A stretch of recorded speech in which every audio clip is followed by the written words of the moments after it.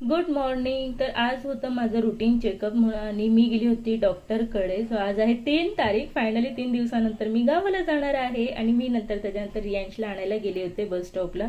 रात्री क्लासला आणायला जाताना हा डॉग मी घरातून निघाल्यापासून ते क्लासपर्यंत पोहोचेपर्यंत माझ्यासोबत चालत होता. त्याच्यानंतर मी दुपारी शॉपिंगला गेले होते.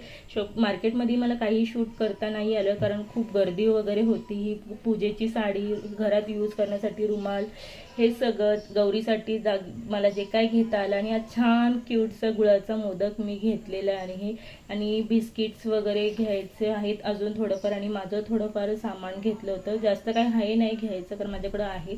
फक्त ते इयरिंग्स घ्यायचे होते खणच्या साडीवरचे आणि मेहंदीचं कोण. आता मेहंदी कोण काढणार आहे हा मोठा प्रश्न आहे, नाहीतर मला बाहेर जाऊन मेहंदी काढावी लागणार आहे. आणि खूप सारा खाऊ घेतलेला आहे आणि अजून बाकी आहे.